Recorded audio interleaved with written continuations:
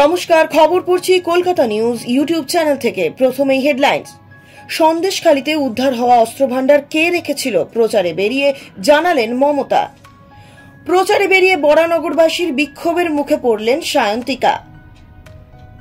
বিপাকে অভিষেক, তৃণমূল প্রার্থীর বিরুদ্ধে হাইকোর্টে মামলা। ফের কপ্টার বিপত্তি, কপ্টারে বসতে গিয়ে পড়ে গেলেন মমতা। ধসে বিধ্বস্তরা বিপদে পড়লে ইসিএল কে ছাড়ব না, হুঁশিয়ারি দিলেন মমতা। এবার আসছি বিস্তারিত খবরে। প্রথমেই জানাবো, আমাদের চ্যানেলটিকে সাবস্ক্রাইব করবেন, ধন্যবাদ। প্রথম খবর, সন্দেশখালীতে উদ্ধার হওয়া অস্ত্রভান্ডার কে রেখেছিল প্রচারে বেরিয়ে জানালেন মমতা। সপ্তাহান্তে আসানসোলের তৃণমূল প্রার্থী শত্রুঘ্ন সিনহার হয়ে প্রচারে বেরিয়েছিলেন মুখ্যমন্ত্রী তথা তৃণমূল নেত্রী মমতা বন্দ্যোপাধ্যায়। সেখান থেকে প্রধানমন্ত্রী নরেন্দ্র মোদীকে নিশানা করেন তিনি। বাংলায় চকোলেট বোমা ফাটলেও একাধিক কেন্দ্রীয় এজেন্সি পাঠিয়ে দেওয়া হয় বলে দাবি করেন মমতা।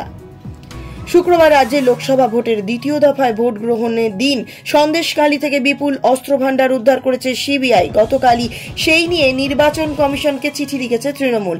আজ এই নিয়ে সুর চড়ান দলনেত্রী। সন্দেশখালীতে উদ্ধার হয়েছে বলে যে অস্ত্র দেখানো হচ্ছে সেটা তদন্তকারীরাই গাড়ি করে আনতে পারে বলে দাবি করেছেন তিনি সরাসরি এদিন পিএম মোদীকে নিশানা করে বলেন, আপনি এত মিথ্যে কথা বলেন কেন?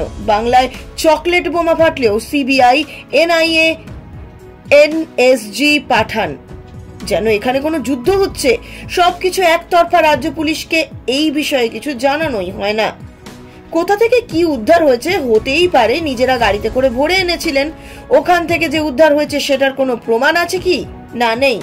এখানেই থেমে না থেকে মমতা দাবি করেন সন্দেশখালীতে এক বিজেপি নেতার বাড়িতে বোমা মজুদ থাকার খবর রয়েছে তার কাছে। মুখ্যমন্ত্রী বলেন, বোমা মেরে চাকরি খেয়ে ভোটে জেতা যায় না। ভাত দেওয়ার ক্ষমতা নেই, কিল মারার গোসাই। রুটি কাপড়া মাকান চাই, আপনার ভাষণ চাই না। গতকাল একদিকে যখন রাজ্যের 3 কেন্দ্রের লোকসভা ভোট চলছে, তখন সন্দেশখালীতে হানা দেয় সিবিআই। শেখ শাহজাহানের ঘনিষ্ঠ হাফিজুল খাঁয়ের ভগ্নিপতির বাড়িতে হাজির হন কেন্দ্রীয় এজেন্সির আধিকারিকেরা। বিকেলে উপস্থিত হয় এনএসজি। রোবট নামিয়ে চলতে থাকে তল্লাশি। এরপর সিবিআই এর তরফ থেকে প্রচুর রিভলভার, কার্তুজ, বুলেট উদ্ধারের কথা জানানো হয়। এদিকে ভোটের আবহে সন্দেশখালীর বুকে কেন্দ্রীয় এজেন্সির এই তল্লাশি চালানো নিয়ে নির্বাচন কমিশনের কাছে নালিশ করে তৃণমূল। দল এবং রাজ্য সরকারের ভাবমূর্তি নষ্ট করার জন্য সিবিআই এ তল্লাশি চালাচ্ছে বলে দাবি করেন মমতা। ভোটের মধ্যে এহেন অভিযান চালানো হলে ভোটারদের মনে এর প্রভাব পড়তে পারে বলে দাবি করেন জোড়া ফুল শিবির। পরবর্তীতে দেখে নেব আরও একটি গুরুত্বপূর্ণ খবর। বিপাকে অভিষেক, তৃণমূল প্রার্থীর বিরুদ্ধে হাইকোর্টে মামলা। এসএসসি নিয়োগ দুর্নীতি মামলার রায় নিয়ে উত্তাল রাজ্য রাজনীতি। কলকাতা হাইকোর্টের 2016 সালের প্যানেল বাতিলের নির্দেশ দিয়ে একাধিকবার সুর চড়িয়েছে তৃণমূল কংগ্রেস। দলের সর্বভারতীয় সাধারণ সম্পাদক অভিষেক বন্দ্যোপাধ্যায় যেমন সম্প্রতি এই মামলার রায়দানের প্রেক্ষিতে বিচার ব্যবস্থা এবং বিচারপতির একাংশকে নিয়ে বিস্ফোরক মন্তব্য করেছেন। এবার তাই এই মন্তব্যের প্রেক্ষিতে ব্যবস্থা নেওয়ার আর্জি জানালো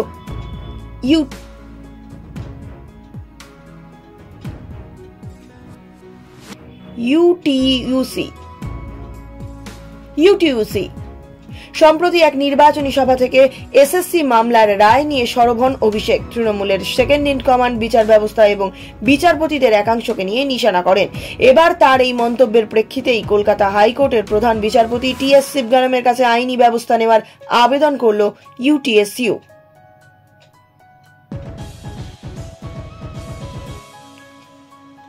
জানা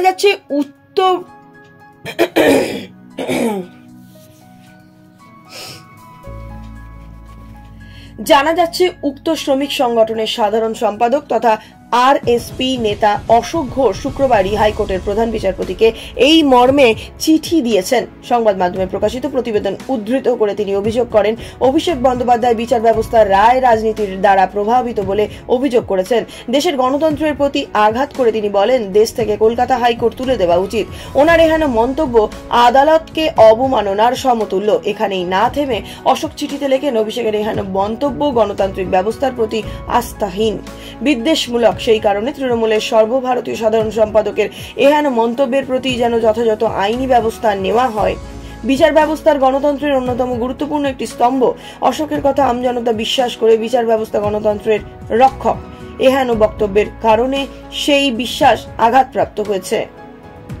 উল্লেখ্য, সম্প্রতি একটি নির্বাচনী সভা থেকে এসএসসি মামলার রায় নিয়ে সরব হলেন অভিষেক। নাম না করে কলকাতা হাইকোর্টের প্রাক্তন বিচারপতি তথা বিজেপি প্রার্থী অভিজিৎ গঙ্গোপাধ্যায়কে নিশানা করে বলেন, যে বিচারপতি এসএসসি মামলায় শুনেছিলেন তিনি এখন বিজেপি প্রার্থী। বিচারপতি থাকাকালীন তিনি বিজেপির সঙ্গে যোগাযোগ রাখার কথা বলেছিলেন। এখন সেই বিচারপতি যদি বিজেপির হয়ে যান বা চলে যান, তাহলে তো দেশ থেকে কলকাতা হাইকোর্টকে তুলে দেওয়া উচিত। অপরদিকে আরেকটি গুরুত্বপূর্ণ খবর হলো, ধসে বিধ্বস্তরা বিপদে পড়লে ইসিএল কে ছাড়বো না, হুঁশিয়ারি মমতার। মমতা বলেন, চিত্তরঞ্জনের লোকোমোটিভ কারখানায় অনেক কোচের অর্ডার করে দিয়ে গিয়েছিলেন। এখানে যাতে কোচ বেশি করে তৈরি হয় তার ব্যবস্থা করেছিলেন। বলেন, জানি না আজ আপনারা কেমন আছেন। আজ তো রেল ডিপার্টমেন্টই তুলে দেওয়া হয়েছে, বাজেটও হয় না, অর্ডারও দেওয়া হয় না। শুনেছি টেন্ডার করে বিক্রি করায় চক্রান্ত চলছে। এখানে 11টা কয়লার খনিকে টেন্ডার করে বিক্রি করে দেওয়া হয়েছে। আসানসোলের কুলটিতে তৃণমূল প্রার্থী শত্রুঘ্ন সিনহার নির্বাচনী প্রচারে এসে তিনি খনি ধসের প্রসঙ্গ তুলে বলেন, 30,000 মানুষ ধসের কারণে বিধ্বস্ত বা বিপর্যস্ত। এরপর যদি কোনো বিপদ ঘটে তাহলে আমি ইসিএল এবং কোল ইন্ডিয়াকে ছাড়বো না। মমতা বলেন, চিত্তরঞ্জনের লোকোমোটিভ কারখানায় অনেক কোচের অর্ডার করে দিয়ে গিয়েছিলেন, যেখানে যাতে কোচ বেশি করে তৈরি হয় তার ব্যবস্থা করেছিলেন। বলে, জানি না আজ আপনারা কেমন আছেন। আজ তো রেল ডিপার্টমেন্টই তুলে দেওয়া হয়েছে, বাজেটও হয় না, অর্ডারও হয় না। শুনেছি টেন্ডার করে বিক্রি করার চক্রান্ত চলছে। এখানে 11টা কয়লার খনিকে টেন্ডার করে বিক্রি করে দেওয়া হয়েছে ইতিপূর্বেই। তবে তার সরকার আসানসোলে শিল্পায়ন নিয়ে ভাবছে বলে মমতা বলেন, এই আসানসোলেই 12,000 কোটি টাকা ইনভেস্ট করে সেল গ্যাস হচ্ছে। স্থানীয় মানুষজন এখানে চাকরি পাবেন। পাশেই দেউচা পাচামিতে 32,000 কোটি টাকা বিনিয়োগ করা হচ্ছে। 1 লক্ষ ছেলে মেয়ে চাকরি পাবেন।